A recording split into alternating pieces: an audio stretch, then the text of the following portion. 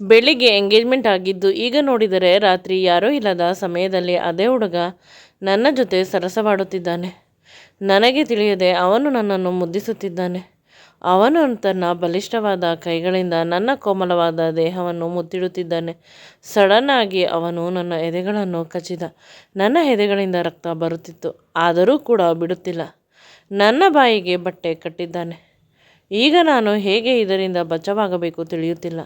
ನನ್ನನ್ನು ಮದುವೆ ಹುಡುಗ ವಿಚಿತ್ರವಾಗಿ ಬಳಸಿಕೊಳ್ಳುತ್ತಿದ್ದಾನೆ.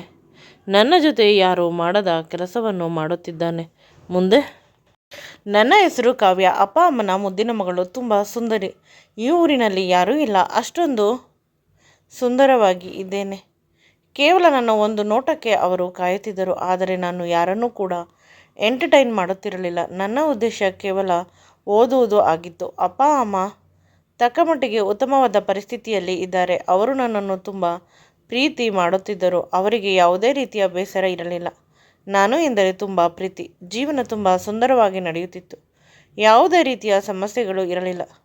ನನ್ನಷ್ಟು ಅದೃಷ್ಟ ಯಾರೂ ಮಾಡಿಲ್ಲ ಅಂತ ಪ್ರತಿಯೊಬ್ಬರು ಹೇಳುತ್ತಿದ್ದರು. ನನ್ನ ಬದುಕಿನ ಸುಂದರವಾದ ದಿನಗಳು ಆರಂಭವಾಗಿರುವುದು ಹುಟ್ಟಿದ ದಿನದಿಂದ. ನಾನು ಯಾವಾಗಲೂ ನೆಮ್ಮದಿಯ ಬದುಕನ್ನು ಕಟ್ಟಿಕೊಂಡು ಬದುಕುತ್ತಿದ್ದೆ. ಕೇವಲ ಸುಂದರವಾಗಿ ಹುಟ್ಟಿದರೆ ಯಾವುದೇ ರೀತಿಯ ಸಾಧನೆ ಮಾಡಿದಂತೆ ಆಗುವುದಿಲ್ಲ. ಬದುಕನ್ನು ತುಂಬ ಚೆನ್ನಾಗಿ ನಡೆಸಿಕೊಂಡು ಹೋಗಬೇಕು. ಬದುಕು ಬದುಕಿದಷ್ಟು ಸುಂದರವಾಗಿದೆ. ನೆಮ್ಮದಿಯಾಗಿದ್ದೇನೆ. ಸದ್ಯಕ್ಕೆ ಮದುವೆ ಆಗುವ ಯಾವುದೇ ರೀತಿಯ ನಿರ್ಧಾರವಿಲ್ಲ. ಆದರೆ ನಮ್ಮ ಮನೆಯಲ್ಲಿ ತುಂಬ ಬಲವಂತ. ಇಷ್ಟೊಂದು ಸುಂದರವಾಗಿ ಇದ್ದೀಯಾ, ನಿನ್ನನ್ನು ಇಟ್ಟುಕೊಂಡು ತುಂಬ ಕಷ್ಟವಾಗುತ್ತದೆ. ನಿನ್ನನ್ನು ಒಬ್ಬಳೇ ಬಿಟ್ಟು ಹೋಗುವುದು ಕೂಡ ಕಷ್ಟ. ಹೇಗೆ ಬದುಕುವುದು ನಾವೆಲ್ಲ ಅಂತ ಯೋಚನೆ ಮಾಡುತ್ತಿದ್ದಾರೆ. ನನ್ನ ಸೌಂದರ್ಯಕ್ಕಿಂತ ಜಾಸ್ತಿ ಅಮ್ಮನ ಮನೆ ಕಡೆಯಿಂದ ಬರುವ ಆಸ್ತಿ ತುಂಬ ಇದೆ. ಅಮ್ಮನ ಎಲ್ಲ ಆಸ್ತಿ ನನಗೆ ಅಂತ ಅಮ್ಮ ಹೇಳಿದ್ದಾಳೆ. ಅಮ್ಮನಿಗೆ ಪಿತ್ರಾರ್ಜಿತವಾಗಿ ತುಂಬ ಆಸ್ತಿ ಬರುತ್ತದೆ. ಅದು ತುಂಬ ಜನ ಸಂಬಂಧಿಕರಿಗೆ ಗೊತ್ತಾಗಿ ನೋಡಲು ಸೌಂದರ್ಯದ ಗಣಿಯಂತಿರುವ ಹುಡುಗಿ ಮತ್ತು ಐಶ್ವರ್ಯ ಎಲ್ಲವನ್ನು ಕೊಟ್ಟರೆ ಮದುವೆ ಮಾಡಿಕೊಳ್ಳಬಹುದು. ಇದೆಲ್ಲವನ್ನು ತಿಳಿದ ನಾನು ತುಂಬ ಬೇಸರದಿಂದ ಇದ್ದೇನೆ. ನನಗೆ ತುಂಬ ಕಷ್ಟವಾಗುತ್ತಿದೆ. ಇಷ್ಟು ಕಷ್ಟವನ್ನು ನಾನು ಪಡುವ ಅಗತ್ಯವಿಲ್ಲ. ದಿನದಿಂದ ದಿನಕ್ಕೆ ಇಲ್ಲಿ ಬದುಕುವುದು ಕಷ್ಟ ಅಂತ ಅನಿಸುತ್ತಿದೆ. ಪ್ರತಿದಿನ ಇತ್ತೀಚೆಗೆ ಮನೆಯಲ್ಲಿ ಜಗಳ. ಅಪ್ಪ ಅಮ್ಮ ಮದುವೆ ಆಗು ಅಂತ ಅಂದರೆ ನಾನು ಒಪ್ಪುತ್ತಿಲ್ಲ. ನನಗೆ ಅದು ಯಾವುದೇ ಸಂಬಂಧ ಬೇಕಾಗಿಲ್ಲ. ನಾನು ತುಂಬ ಪ್ರೀತಿ ಮಾಡುವ ವಿಷಯ ಎಂದರೆ ಅದು ನನ್ನ ಗೆಳತಿಯ ಅಣ್ಣ ರಾಕೇಶ್. ಅವನನ್ನು ನಾನು ಚಿಕ್ಕಂದಿನಿಂದ ಪ್ರೀತಿ ಮಾಡುತ್ತಿದ್ದೇನೆ. ಅವನನ್ನು ಮದುವೆ ಆಗುವುದು ನನ್ನ ಜೀವನದ ಉದ್ದೇಶ. ಆದರೆ ಅವನು ನನ್ನ ಕಡೆ ನೋಡುತ್ತಿಲ್ಲ. ಅವನ ತಂಗಿಯ ಗೆಳತಿ ಅನ್ನುವ ದೃಷ್ಟಿಯಿಂದ ಸ್ವಲ್ಪ ನಾಚಿಕೆ ಇರಬಹುದು. ಅದಕ್ಕಾಗಿ ನಾನು ನನ್ನ ಗೆಳತಿಯ ಮನೆಯ ಹತ್ತಿರ ಇರುವ PGಯಲ್ಲಿ ಇರಲು ಅಪ್ಪ ಅಮ್ಮನ ಬಳಿ ಅನುಮತಿ ಪಡೆದೆ. PGಯಲ್ಲೂ ಕೂಡ ಒಬ್ಬರು ಸೆಕ್ಯೂರಿಟಿಯನ್ನು ನನಗಾಗಿ ಇಟ್ಟಿದ್ದರು. ನನ್ನ ಆರೈಕೆಗೆ ಬೇಕಾದ ಎಲ್ಲ ಪೋಷಣೆಗಳನ್ನು PGಯಲ್ಲಿ ತುಂಬ ಚೆನ್ನಾಗಿ ಸಿಗುತ್ತಿತ್ತು. ದಿನಕ್ಕೆ ಒಂದು ಬಾರಿಯಾದರೂ ಅಪ್ಪ ಅಮ್ಮ ನನ್ನನ್ನು ಮೀಟ್ ಮಾಡುತ್ತಿದ್ದರು ಅಥವಾ ನಾನು ಅವರನ್ನು ಮೀಟ್ ಮಾಡುತ್ತಿದ್ದೆ. ಎಲ್ಲ ಸರಿಯಾಗಿ ನಡೆಯುತ್ತಿತ್ತು. ನಾನು BSc ಮುಗಿಸಿ MSc ಓದಲು ಆರಂಭಿಸಿದೆ. ನನ್ನ ಗೆಳತಿಯನ್ನು ಅವರ ಅಣ್ಣ ಪ್ರತಿದಿನ ಕಾಲೇಜಿಗೆ ಬಿಡಲು ಬರುತ್ತಿದ್ದ. ಆಗ ನಮ್ಮಿಬ್ಬರ ಭೇಟಿಯಾಗುತ್ತಿತ್ತು. ನಮ್ಮಿಬ್ಬರ ಭೇಟಿ ಪ್ರೇಮಕ್ಕೆ ತಿರುಗಿ ನಾನು ಅವನನ್ನು ತುಂಬ ಪ್ರೀತಿ ಮಾಡುತ್ತಿದ್ದೆ. ಅವನು ಕೂಡ ನನ್ನನ್ನು ಪ್ರೀತಿ ಮಾಡುತ್ತಿದ್ದ ಅಂತ ಅನಿಸುತ್ತದೆ. ಆದರೆ ಅವನಿಗಿಂತ ಜಾಸ್ತಿ ನಾನು ಅವನನ್ನು ಪ್ರೀತಿ ಮಾಡುತ್ತಿದ್ದೇನೆ. ಅಪ್ಪ ಅಮ್ಮ ಓದುವುದಕ್ಕಾಗಿ ನಾನು PGಗೆ ಹೋಗಿದ್ದೇನೆ ಅಂತ ನಂಬಿದ್ದರು. ಏಕೆಂದರೆ ನಾನು ತುಂಬ ಪ್ರೀತಿಸಿದ ನನ್ನ ಪ್ರೀತಿಯ ಗೆಳೆಯ ನನಗಾಗಿ ಬದುಕುತ್ತಿದ್ದಾನೆ ಅಂತ ನಂಬಿದ್ದರು. ನಾನು ಪ್ರತಿದಿನ ಕನಸು ಕಾಣುತ್ತಿದ್ದೇನೆ. ನಾನು ಕಾಣುವ ಕನಸು ನನಗೆ ಮಾತ್ರ ಸೀಮಿತ. ನನ್ನಷ್ಟು ಅದೃಷ್ಟ ಯಾರೂ ಮಾಡಿಲ್ಲ ಅಂತ ಅನಿಸುತ್ತಿದೆ. ಆದರೆ ದಿನಗಳು ಕಳೆದಂತೆ ನನಗೆ ಒಂದು ಶಾಕ್ ಆದಿತ್ತು. ಅದೇನೆಂದರೆ ನಾನು ಪ್ರೀತಿಸಿದ ಹುಡುಗ ಅಂದರೆ ನನ್ನ ಗೆಳತಿಯ ಅಣ್ಣ ಅಲ್ಲಲ್ಲೇ ನನ್ನ ಬಳಿ ದುಡ್ಡನ್ನು ತೆಗೆದುಕೊಳ್ಳುತ್ತಿದ್ದರು. ಮೊದಲು 1000, 2000 ನಾನು ಖುಷಿಯಾಗಿ ಕೊಡುತ್ತಿದ್ದೆ. ಅವರು 1 ಕೇಳಿದರೆ 2 ಕೇಳಿದರೆ 4. ಒಮ್ಮೊಮ್ಮೆ ನನ್ನ ಪಾಕೆಟ್ ಮನಿ ಫುಲ್ ಅಂದರೆ ಸುಮಾರು 50,000 ದುಡ್ಡನ್ನು ಅವನಿಗೆ ಒಮ್ಮೆಲೆ ಕೊಟ್ಟುಬಿಟ್ಟೆ. ಅದಾದ ಮೇಲೆ ಅವನು ನನ್ನ ಕೈಗೆ ಸಿಗುತ್ತಿರಲಿಲ್ಲ. ನನ್ನ ಗೆಳತಿಗೆ ಇದೆಲ್ಲ ಏನೂ ಗೊತ್ತಿಲ್ಲ. ಅವಳ ಅಣ್ಣನ ಬಗ್ಗೆ ವಿಚಾರಿಸಿದಾಗ ಅವಳು ನಗುತ್ತಾ ಹೊರಟು ಹೋದಳು. ಆಗಲೂ ನನಗೆ ತಿಳಿಯುತ್ತಿಲ್ಲ. ಪದೇ ಪದೇ ನಾನು ಫೋನ್ ಮಾಡಿದರೂ ಕೂಡ ನನ್ನ ಗೆಳತಿಯ ಅಣ್ಣ ಅಂದರೆ ನನ್ನ ಪ್ರೇಮಿ ಫೋನನ್ನು ಪಿಕ್ ಮಾಡುತ್ತಿರಲಿಲ್ಲ. 2 ದಿನವಾದ ಮೇಲೆ ನನ್ನ ಫೋನ್ಗೆ ಅವನ ಫೋನಿಂದ ಮೆಸೇಜ್ ಬಂತು. ಅದೇನೆಂದರೆ ಅವನ ಎಂಗೇಜ್ಮೆಂಟ್ ಬೇರೆ ಹುಡುಗಿ ಜೊತೆ. ನಾನು ಅಳಲು ಶುರು ಮಾಡಿದೆ. ಫೋನ್ ಮಾಡಿದಾಗ ಫೋನ್ ಆ ಕಡೆಯಿಂದ ಬ್ಲಾಕ್ ಆಗಿತ್ತು. ನನ್ನ ಗೆಳತಿಗೆ ಫೋನ್ ಮಾಡಿದಾಗ ಅವರ ಸಂಬಂಧಿಕರ ಹುಡುಗಿಯ ಜೊತೆ ಮದುವೆ. ಚಿಕ್ಕಂದಿನಿಂದಲೇ ಅವನಿಗೆ ಗೊತ್ತಾಗಿದ್ದು, ಈಗ ಹುಡುಗಿ ಎಜುಕೇಷನ್ ಸಂಪೂರ್ಣವಾಗಿ ಮುಗಿದಿದೆ, ಅದಕ್ಕೆ ಮದುವೆ ಮಾಡುತ್ತಿದ್ದಾರೆ, ನೀನು ಕೂಡ ಎಂಗೇಜ್ಮೆಂಟ್ಗೆ ಬರಬೇಕಂತೆ, ಅಣ್ಣ ತುಂಬ ಹೇಳಿದ್ದಾನೆ ಅಂತ ಹೇಳಿದಳು. ನನಗೆ ತುಂಬ ದುಃಖವಾಗಿ ಅಳಲು ಶುರು ಮಾಡಿದೆ. ಆಗ ಅವಳಿಗೆ ನಡೆದ ವಿಷಯವನ್ನೆಲ್ಲ ಹೇಳಿದಾಗ ಅವಳು ಕೂಡ ಶಾಕ್ ಆದಳು. ನನ್ನನ್ನು ಚೆನ್ನಾಗಿ ಬೈದಳು. ಏನೇ ನೀನು, ವಿಷಯ ಮುಂದುವರಿಯುವುದಕ್ಕಿಂತ ಮುಂಚೆ ನನ್ನ ಜೊತೆ ಒಂದು ಮಾತು ಹೇಳಬೇಕು ಅಲ್ಲವೇ? ಅವನು ನಿನಗೆ ಏನಾದರೂ ಹೆಚ್ಚು ಕಡಿಮೆ ಮಾಡಿದ್ದರೆ ಹೇಳು, ಅವನ ಗ್ರಹಚಾರ ಬಿಡಿಸಿಬಿಡುತ್ತೇನೆ ಅಂತ ಕೋಪದಿಂದ ಹೇಳಿದಳು. ಆಗ ಹೇಳಿದೆ, ಅವನು ನನ್ನ ತುಟಿಗೆ ಮುತ್ತು ಕೊಟ್ಟಿದ್ದಾನೆ.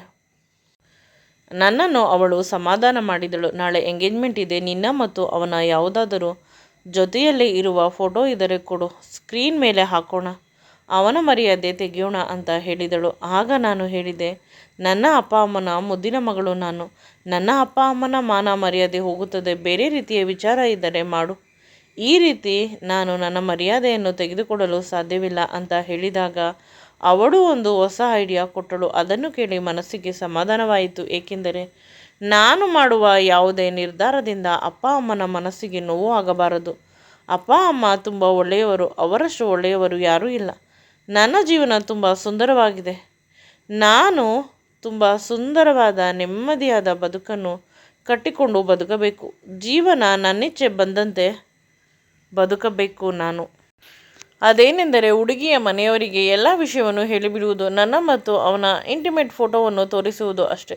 ಈ ವಿಷಯ ಇಷ್ಟರಲ್ಲಿ ಮುಗಿದು ಹೋಗುತ್ತದೆ ಅಂತ ನಾನು ಅಂದುಕೊಂಡೆ. ಏಕೆಂದರೆ ಹುಡುಗನ ಅಪ್ಪ ಅಮ್ಮ ನನ್ನ ಅಪ್ಪನ ಬಾಲ್ಯದ ಗೆಳೆಯ. ಇವರಿಗೆ ಯಾವುದೇ ವಿಷಯ ಹೇಳಿದರೂ ಕೂಡ ವಿಷಯ ದೊಡ್ಡದಾಗುತ್ತದೆ. ನಾನು ಅವರನ್ನು ನೋಡಿದ ತಕ್ಷಣ ಅವರು ನನ್ನ ಹತ್ತಿರ ಬಂದು ನನ್ನ ಕೈಯನ್ನು ಹಿಡಿದುಕೊಂಡರು. ಮಗು ಕಾವ್ಯ, ಎಷ್ಟು ಪುಟ್ಟದಾಗಿದೆ, ನಿನ್ನನ್ನು ನೋಡಿದಾಗ ಈಗ ಎಷ್ಟು ದೊಡ್ಡವಳಾಗಿದ್ದೀಯಾ, ನಿನ್ನ ಅಪ್ಪ ಅಮ್ಮನ ಬಳಿ ಹೇಳಿದೆ, ಎಂಗೇಜ್ಮೆಂಟ್ಗೆ ಕಾವ್ಯಳನ್ನು ಕರೆಸು ಅಂತ, ನೀನು ಬಂದಿದ್ದೀಯಾ, ಥ್ಯಾಂಕ್ಸ್ ಅಂತ ಹೇಳಿದಾಗ ನಾನು ಜೋರಾಗಿ ಅಳಲು ಶುರು ಮಾಡಿದೆ. ನನ್ನ ಕಣ್ಣೀರನ್ನು ನೋಡಿ ನನ್ನ ಅಪ್ಪ ಅಮ್ಮನ ಗೆಳೆಯ ಬೇಸರ ಮಾಡಿಕೊಂಡರು. ಅವರು ಹೇಳುತ್ತಾರೆ, ಯಾವುದೇ ಕಾರಣಕ್ಕೂ ಅಳಬೇಡ, ಇನ್ನೂ ಸಮಸ್ಯೆ ಇದ್ದರೆ ಹೇಳು ಅಂತ ಹೇಳಿದಾಗ ನನ್ನ ಕೈಯಲ್ಲಿದ್ದ ಫೋಟೋಗಳು ಭಯದಿಂದ ಕೆಳಗೆ ಬಿದ್ದಿತು. ಅದನ್ನು ನೋಡಿ ಅವರು ಬೇಸರ ಮಾಡಿಕೊಂಡರು. ಏಕೆಂದರೆ ಅದರಲ್ಲಿ ನನ್ನ ಮತ್ತು ಅವರ ಬಾವಿ ಹಳೆಯನ ಫೋಟೋಗಳು ಇತ್ತು. ಅವರ ಮುಖ ಬೆವರಲು ಶುರುವಾಯಿತು. ಇದೆಲ್ಲ ಏನಾಗುತ್ತಿದೆ ಅವರಿಗೆ ತಿಳಿಯುತ್ತಿಲ್ಲ. ನನ್ನನ್ನು ಸ್ವಲ್ಪ ಕೋಪದಿಂದ ನೋಡಿದರು. ಆಗ ಅಂಕಲ್ ಮುಗ್ಧ ಮನಸ್ಸು, ನನಗೆ ಚಿಕ್ಕಂದಿನಿಂದಲೂ ಅಂದರೆ ನನ್ನ ಗೆಳತಿ ತಿಳಿದ ದಿವಸದಿಂದಲೂ ಅವರ ಅಣ್ಣ ತುಂಬ ಇಷ್ಟ, ಇವರನ್ನೇ ಮದುವೆಯಾಗಬೇಕು ಅಂತ ಪ್ರೀತಿ ಮಾಡಿದೆ, ಆದರೆ ಬಲವಂತ ಮಾಡಿಲ್ಲ. ಅವರು ಕೂಡ ನನ್ನನ್ನು ಪ್ರೀತಿ ಮಾಡುತ್ತಿದ್ದರು ಅಂತ ಭಾವಿಸಿದ್ದೆ. ಆದರೆ ನಿನ್ನೆ ತಿಳಿಯಿತು, ಅವರು ಕೇವಲ ನನ್ನ ಬಳಿ ಇರುವ ದುಡ್ಡಿಗಾಗಿ ನನ್ನನ್ನು ಪ್ರೀತಿಸಿದ್ದರು ಅಂತ ಹೇಳುವಾಗ ನನ್ನ ಅಪ್ಪನ ಗೆಳೆಯ ನನ್ನನ್ನು ತುಂಬ ಆಶ್ಚರ್ಯವಾಗಿ ನೋಡಿದರು. ಆಗ ನಾನು ಅವರಿಗೆ ಎಲ್ಲ ಸತ್ಯವನ್ನು ಹೇಳಿದೆ. ಮೊದಲು ನನ್ನ ಬಳಿ ಇದ್ದ ಪಾಕೆಟ್ ಮನಿ, ನಂತರ ನನ್ನ ಒಡವೆನೆಲ್ಲ ತೆಗೆದುಕೊಂಡು ನನ್ನ ಬಳಿ ಇದ್ದ 2 ಚಿನ್ನದ ಬಳೆ, 1 ಚಿನ್ನದ ಸರವನ್ನು ಕೂಡ ತೆಗೆದುಕೊಂಡರು. ಅಳಲು ಆರಂಭಿಸಿದೆ. ಆಗ ಅವರು ನನಗೆ ಧೈರ್ಯವನ್ನು ಕೊಟ್ಟರು. ನೀನು ಯಾವುದೇ ಕಾರಣಕ್ಕೂ ಹೆದರಬೇಡ, ಸ್ವಲ್ಪ ಹೊತ್ತು ಇಲ್ಲೇ ಇರು, ಬರುತ್ತೇನೆ ಅಂದರು. ಸ್ವಲ್ಪ ಸಮಯದ ನಂತರ ಅವರು ನನಗೆ ಒಂದು ಸುಂದರವಾದ ಡ್ರೆಸ್ಸನ್ನು ತೆಗೆದುಕೊಂಡು ಕೊಟ್ಟರು. ಅದು ತುಂಬ ಗ್ರ್ಯಾಂಡ್ ಆಗಿತ್ತು. ಇದನ್ನು ಹಾಕಿಕೋ ಅಂತ. ಆಗ ತಿಳಿಯಿತು ಅದು ಮದುವೆ ಹುಡುಗಿಯ ಬಟ್ಟೆ ಅಂತ. ಇದರಿಂದ ತೊಂದರೆ ಆಗುವುದಿಲ್ಲವೇ ಅಂದಾಗ ಮನಸ್ಸಿನಲ್ಲಿ ಪ್ರೀತಿ ಇರಬೇಕು. ಆದರೆ ಆ ಹುಡುಗ ನನ್ನನ್ನು ನಿಜವಾಗಲೂ ಪ್ರೀತಿ ಮಾಡುತ್ತಿದ್ದಾನೋ ಅಥವಾ ಕೇವಲ ದುಡ್ಡಿಗಾಗಿ ನನ್ನ ಮುಗ್ಧತೆಯನ್ನು ಬಳಸಿಕೊಂಡಿದ್ದಾನೆ? ನಿಮ್ಮ ಮಗಳನ್ನು ನಿಜವಾಗಲೂ ಪ್ರೀತಿ ಮಾಡುತ್ತಿರಬಹುದು ಅಂತ ಹೇಳಿದಾಗ ಅಂಕಲ್ ಕೋಪಗೊಂಡರು.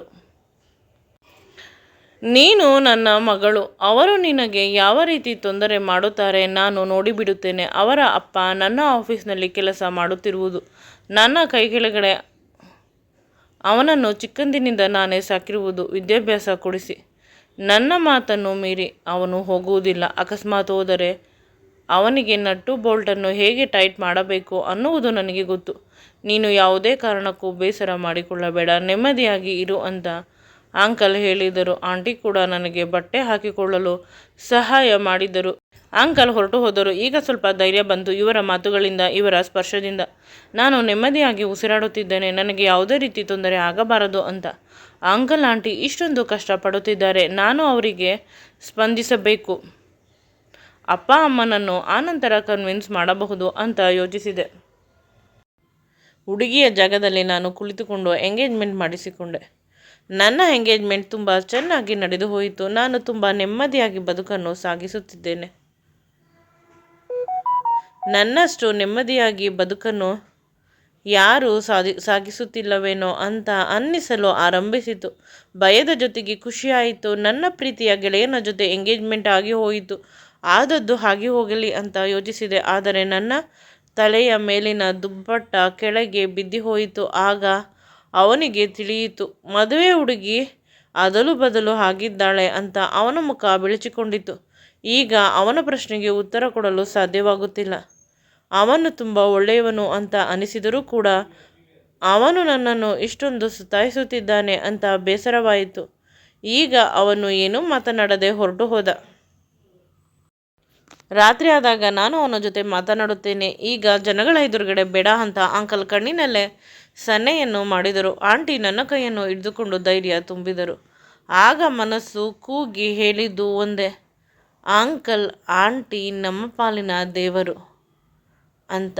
ನಾನು ಅವರಿಗೆ ಹೇಳಿ PGಗೆ ಹೊರಟು ಹೋಗುತ್ತೇನೆ ಅಂತ ಹೇಳಿದರು.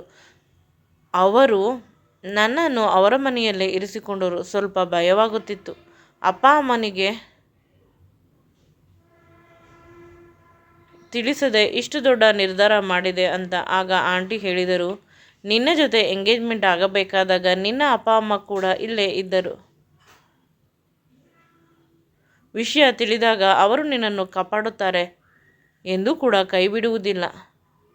ನಾವು ಕೂಡ ನಿನ್ನ ಅಪ್ಪ ಅಮ್ಮನೇ ಅಂತ ಹೇಳಿದರು.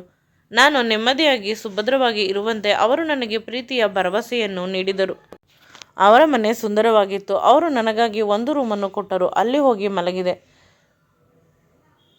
ಫಂಕ್ಷನ್ನಲ್ಲಿ ಊಟ ಮಾಡಿದ್ದೆ.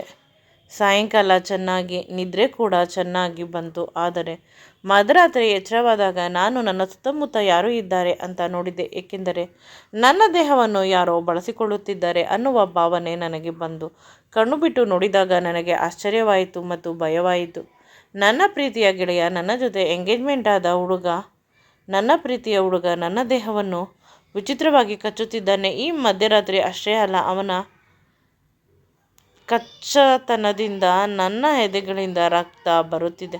ನೋವಿಗಿಂತ ಹೆಚ್ಚಾಗಿ ಆನಂದವಾಗುತ್ತಿದೆ. ಏಕೆಂದರೆ ನನ್ನ ಪ್ರೀತಿಯ ಹುಡುಗ ನನ್ನ ದೇಹವನ್ನು ಮುದ್ದಿಸುತ್ತಿದ್ದಾನೆ. ನನಗೆ ತಿಳಿಯದೆ ಮುದ್ದಿಸುತ್ತಿದ್ದಾನೆ ಅಂತ ದುಃಖವೇನಿಲ್ಲ, ಆದರೆ ನನ್ನನ್ನು ಮುದ್ದಿಸುತ್ತಿದ್ದಾನೆ ಅಂತ ಖುಷಿಯಾಯಿತು. ನಾನು ಜೋರಾಗಿ ನರಳಲು ಶುರು ಮಾಡಿದೆ. ಏಕೆಂದರೆ ಅವನು ಇನ್ನೂ ಕೂಡ ಕಚ್ಚುತ್ತಿದ್ದಾನೆ ಜೋರಾಗಿ ನನ್ನ ದೇಹವನ್ನು